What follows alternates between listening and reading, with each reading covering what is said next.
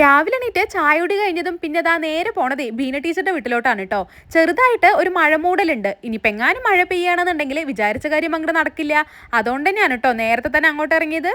ഇവിടുത്തെ എന്റെ മെയിൻ ഉദ്ദേശം എന്ന് പറയുന്നത് ഇവനെ പറിച്ചെടുക്കാനാണ്. സംഭവം എന്താന്ന് മനസ്സിലായോ? ചേനയുടെ ഇലയാണ് കേട്ടോ. നമ്മുടെ വീട്ടില് സ്ഥലം കുറവായതുകൊണ്ട് തന്നെ ഇങ്ങനെയുള്ള ഒരു ഐറ്റംസും ഇല്ല കേട്ടോ. ബീന ടീച്ചർ ആണെങ്കിൽ ഉള്ള സ്ഥലത്ത് ഇതുപോലെ കുറെ ഐറ്റംസ് വെച്ച് പിടിപ്പിച്ചിട്ടുണ്ട്. അതുകൊണ്ട് തന്നെ നമുക്ക് ഇതുപോലെ എന്തെങ്കിലും ആവശ്യം വരുമ്പോൾ നേരെ ബീന ടീച്ചറിന്റെ വീട്ടിലോട്ട് വരും. നമ്മുടെ സ്വന്തം വീട് പോലെ കയറച്ചെന്ന് പറിച്ചെടുക്കാൻ സ്വാതന്ത്ര്യമുള്ള അയൽക്കാരുള്ളതൊക്കെ ഒരു ഭാഗ്യം തന്നെയാണ് അല്ലേ. ഇവിടെ ഒരു വാഴക്കൊല പഴുത്താലോ ചക്കയോ മാങ്ങയോ അങ്ങനെ എന്താണെന്നുണ്ടെങ്കിലും അതിന്റെ ഒരു ഭാഗം നമുക്ക് ടീച്ചർ എത്തിക്കാറുണ്ട് കേട്ടോ. നമുക്ക് നല്ല ടീച്ചർക്ക് വേണ്ടപ്പെട്ട എല്ലാവർക്കും അതിന്റെ ഒരു ഭാഗം ടീച്ചർ എത്തിക്കാറുണ്ട്. ടീച്ചർക്ക് വേണ്ടി മാത്രമല്ല, ടീച്ചറുടെ പ്രിയപ്പെട്ടവർക്ക് കൂടെ വേണ്ടിയിട്ടാണ് നമ്മുടെ ബീന ടീച്ചർ ഈ പറമ്പിൽ ഓരോ സാധനങ്ങളും വെച്ച് പിടിപ്പിച്ചിരിക്കുന്നത്. അങ്ങനെ വേണം പറയാൻ. എന്തായാലും നമുക്കൊരു നേരത്തിന് വേണ്ട ചേനല പറിച്ചെടുത്തിട്ട് ഞാൻ നേരെ വീട്ടിലോട്ട് വന്നേ. ഒരു വർഷത്തിന് ശേഷമാണ് കേട്ടോ ഇപ്പം ഈ ചേനല തോരൻ ഉണ്ടാക്കാൻ പോണത്. കഴിഞ്ഞ കർക്കിടകത്തിലാണ് നമ്മൾ ലാസ്റ്റ് ഉണ്ടാക്കിയത്. അതിൻ്റെ വീഡിയോ ഞാൻ ഷെയർ ചെയ്തിരുന്നു. അപ്പം മനസ്സിലായ ഒരു കാര്യമാണ് കേട്ടോ. ചേനത്തണ്ടും ചേനയൊക്കെ കറി ഉണ്ടാക്കാറുണ്ടെങ്കിലും ഈ ചേനയിലെ തോരൻ വെക്കുന്നുള്ള കാര്യം കുറേ പേർക്കൊന്നും അറിയില്ല എന്നുള്ളത് കഴിഞ്ഞ വർഷം ഇട്ട വീഡിയോയ്ക്ക് താഴെ അങ്ങനെ കുറേ കമൻറ്റ് വന്നിരുന്നു. ഈ ഇലക്കറികളൊക്കെ ഇഷ്ടപ്പെടുന്നവർക്ക് എന്തായാലും ഇഷ്ടപ്പെടുന്ന ടേസ്റ്റ് തന്നെയാണ് കേട്ടോ ഈ ചേനയുടെ അത്രയൊന്നും ഇല്ലെങ്കിലും ഈ ഇല മുറിച്ചെടുക്കുമ്പോഴും ചെറുതായിട്ടൊരു ചൊറിച്ചിലുണ്ടാവാറുണ്ട് കേട്ടോ. പക്ഷെങ്കിൽ അത് വെന്ത് കഴിഞ്ഞ് കഴിക്കുമ്പോൾ ചേനയായിട്ട് ഒരു ബന്ധമില്ലാത്ത അടിപൊളി ടേസ്റ്റ് തന്നെയാണ് കേട്ടോ ഈ ഒരു ഇലയ്ക്ക്. ഈ ഇല കിട്ടുകയാണെന്നുണ്ടെങ്കിൽ ഒരു തവണ ഒന്ന് തോരൻ വെച്ചാൽ പിന്നെ എപ്പോൾ കിട്ടിയാലും നിങ്ങൾ ഉണ്ടാക്കും. പ്രത്യേകിച്ച് ഇലക്കറികൾ ഇഷ്ടമുള്ളവർ. അത്രയും ടേസ്റ്റ് ആണ് കേട്ടോ.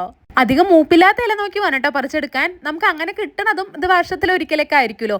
വർഷത്തിലൊരിക്കലെന്ന് പറഞ്ഞാൽ ഈ ഒരു സമയത്താണല്ലോ ആ ചേന മുളച്ച് തണ്ടായിട്ട് ഇങ്ങനെ നിൽക്കുന്ന ഒരു സമയം, മൂപ്പെത്തുന്നതിന് മുമ്പേ നിൽക്കുന്ന ഒരു സമയം. അപ്പം ഈ ഒരു സമയത്ത് ഈ കർക്കിടകം അല്ലെങ്കിൽ ചിങ്ങം ആ ഒരു മാസങ്ങളിലൊക്കെ ആണെന്നുണ്ടെങ്കിൽ ഈ ഇല നമുക്ക് മൂപ്പില്ലാതെ കറക്റ്റ് പാകത്തിന് പറിച്ച് തോരൻ വെക്കാമല്ലോ.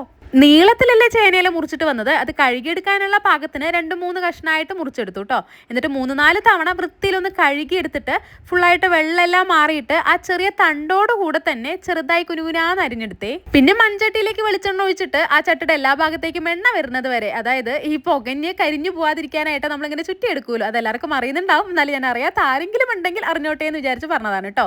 അതുപോലെ ഒന്ന് കറക്കി എടുത്തിട്ട് കടുകിട്ടു. കടുക് പൊട്ടി വന്നപ്പോൾ പിന്നെ അതിനകത്തേക്ക് കുറച്ചധികം ചെറിയുള്ളിയും വെളുത്തുള്ളിയും ചെറുതായിട്ട് അരിഞ്ഞതാണ് കേട്ടോ ചേർത്തത്.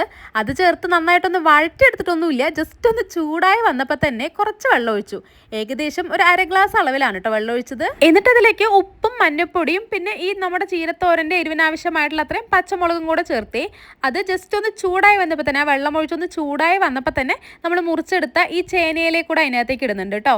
ഇതിപ്പോൾ ഇങ്ങനെ ചട്ടിക്കകത്ത് നിറഞ്ഞു നിൽക്കുന്നുണ്ടെങ്കിലും അതൊന്ന് ചൂടായി കഴിയുമ്പോൾ താനേ ഒതുങ്ങി വളരെ ചുരുങ്ങി പോകുമല്ലോ. അതിപ്പോൾ എല്ലാ ഇലകളും അങ്ങനെ തന്നെയല്ലേ.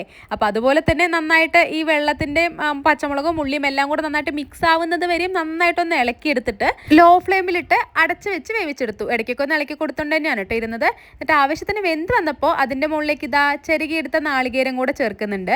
നാളികേരം ചേർത്തിട്ട് ഹൈ ഫ്ലെയിമിലിട്ട് 2-3 മിനിറ്റ് സമയം ഒന്ന് ഇളക്കിയെടുക്കുന്നുണ്ട് കേട്ടോ. അതിപ്പോൾ നമ്മൾ ഏത് ഇല തോരൻ വെക്കുകയാണെന്നുണ്ടെങ്കിൽ നമ്മൾ അടച്ച് വെച്ച് ആവിയിൽ വേവിച്ചെടുക്കുമ്പോൾ അതൊന്ന് കുഴഞ്ഞിരിക്കുമല്ലോ. അപ്പോൾ വെന്ത് കഴിഞ്ഞ് അതിൻ്റെ മുകളിലേക്ക് നാളികേരം ഇട്ട് ഹൈ ഫ്ലെയിമിലിട്ട് 2-3 മിനിറ്റ് സമയം ഒന്ന് ഇളക്കിയെടുക്കുകയാണെന്നുണ്ടെങ്കിൽ അതിലുള്ള ആ വെള്ളം എല്ലാം ഡ്രൈ ആയിട്ട് നമുക്ക് ഉപ്പേരി പരുവത്തിന് കിട്ടും. ഇതെല്ലാവർക്കും പറയുന്നതായിരിക്കും. വീണ്ടും അറിയാത്ത ആരെങ്കിലും ഉണ്ടെങ്കിൽ പറഞ്ഞു എന്നേ ഉള്ളൂ കേട്ടോ. അപ്പോൾ പറമ്പിൽ എവിടെയെങ്കിലും ചേനത്തണ്ട് നിൽക്കുന്നുണ്ടെങ്കിൽ വേഗം പോയി ഇല പറിച്ചെടുത്ത് തോരൻ ഉണ്ടാക്കിക്കോ. ഇനിയിപ്പോൾ വീട്ടിലില്ലെങ്കിൽ അടുത്ത വീട്ടിൽ നിന്നാണെങ്കിലും സംഘടിപ്പിച്ചോട്ടോ.